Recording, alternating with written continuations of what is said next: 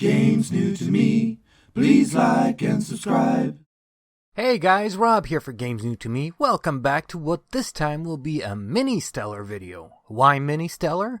Because today I wanted to discuss the Nintendo Classic Mini, or Nintendo Entertainment System Mini. Take your choice. Everyone has discussed the Mini already. It's getting great reviews, and it's on everyone's minds as a perfect and affordable Christmas gift for that gamer in your life. Well, it would be a great gift for the gamer in your life if it wasn't for the fact that the Mini Nintendo Entertainment System is near impossible to find on store shelves. All bought up by scalpers who are selling the units on eBay for several times the original $60 price tag. Hell, looking on eBay, I've seen some listed prices reaching into the thousands of dollars. Yeah, thousands of dollars. That's some very serious scratch for a retro gaming system that doesn't even connect to the internet and thus can't ever be updated. So while everyone is talking about the scalpers and the ridiculous prices that they are asking, and in some instances even getting for the Mini NES, I wanted to talk to you about why Nintendo might secretly be genius in releasing small amounts, relatively speaking, of these units to retailers in the first place. Now, don't confuse why I think this might be genius for approval of the business tactic, and keep in mind that this is strictly my opinion, and I'm capable of being completely wrong. Though, I don't think I am, so please hear me out on this one. As I said, I think Nintendo might be genius in the way they are marketing the Mini NES as well as other products in the past. It seems to be a recurring pattern with them. They create an interesting new product, then release limited amounts to retailers, and the scalper and second-hand market goes wild. But why are they doing this? Seriously, have you thought about why they might be doing this? Here are my thoughts. Let me outline some of my thoughts on this issue by individual points.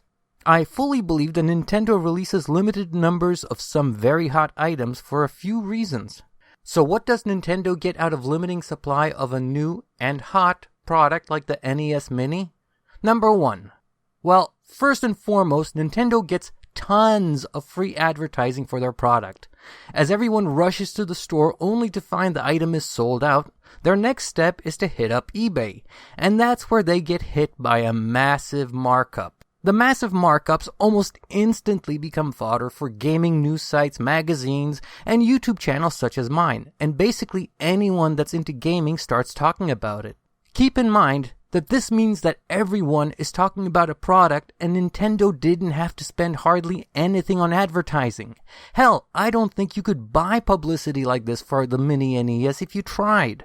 Number 2, the next thing that having the Mini NES going for $1,000 plus on eBay gives Nintendo is the conditioning of every gamer that the Mini NES is a very special with a great inherent value. I mean, think about it. If people are buying these things for $500 to $1,000, it must be pretty special, right?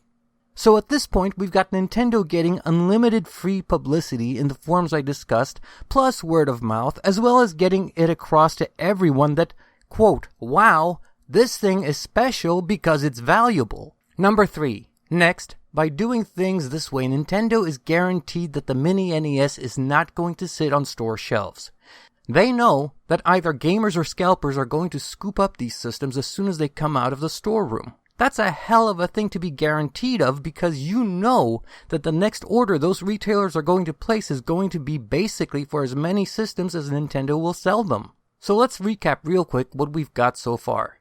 We've got free advertising for Nintendo, we've got word of mouth, we've essentially got a physical product that's going viral as the inherent value is perceived to be through the roof, and with Christmas right around the corner, you couldn't ask for a better, quote, perfect storm for Nintendo to enjoy. But wait, there's more to this strategy than just this.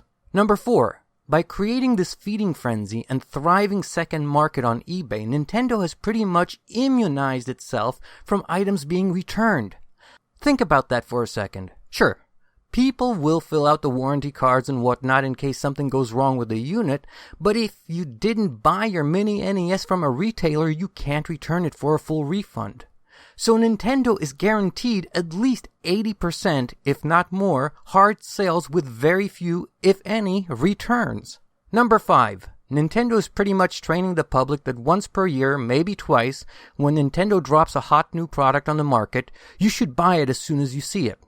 Push the little kid aside, pie-face the grandma, and get that Nintendo product. Think about it. Even if you are just mildly curious prior to the release of the Nintendo Mini NES, if you saw one today at the store for the retail price of $60, you would snap it up without even thinking twice about it. No, please stop writing that comment that you wouldn't take it if they were giving them away, because we both know that you would. You'd buy it right away for the full retail price of $60. And why? Because suddenly, retail price seems like an absolute steal. And you know, deep down, you know, that at the very least you can always sell it on eBay and probably more than triple your money. For those 5 reasons, and I'm sure there are other reasons that I've missed, perhaps doing smaller production runs is also somehow benefiting Nintendo. I don't know about that part, so I can't speak to it. But for at least those 5 reasons, Nintendo may be secretly the most genius video game-related production and marketing company in existence. Simply put, there is nothing for Nintendo to lose doing business this way, and everything in the world to gain. It is a 100% guarantee that next year, when Nintendo drops a new and hot product, maybe the Mini Super NES, who knows, retailers are going to flood them with orders. Scalpers are going to buy up everything they can get their hands on. And regular consumers will be talking about Nintendo once again. Let me run this by you. Some time ago, I bought an Atari Flashback Classic game console. It's basically the same idea as the Mini NES. Guess what? There were plenty of them on the shelf, and heavily discounted at that. But why is that? Atari has name recognition, Atari has a game library, and Atari is very much retro. So how come it didn't sell like the Mini NES is selling? Now, what do you think would happen if, for example, Nintendo acquired all the rights to the Atari name and game catalog and released a new version of a so-so product, and imagine if they went about business the way they did with the Mini NES? I can almost guarantee you that it would be the hottest selling product for some amount of time. All Nintendo is doing with these practices is building interest in the product and excitement around it, all while having us, unwittingly, doing their advertising for them. I won't be buying a Mini NES from eBay, but if I see one at a retailer, at retail, you'd better believe I'm going to pick one up. But even with retailers, be careful. Because I've heard reports that certain Walmart stores are marking up the Nintendo Mini NES to some pretty outrageous prices themselves. So just because it's on a store shelf, if the price looks fixed, don't get it. Eventually, the fever will die down and you'll be able to purchase it at actual recommended retail cost. Maybe even on sale, especially after the holidays. So there you have it. Those are my thoughts on why Nintendo releases smallish amounts of very popular products, and they time these things extremely well. But what do you guys think?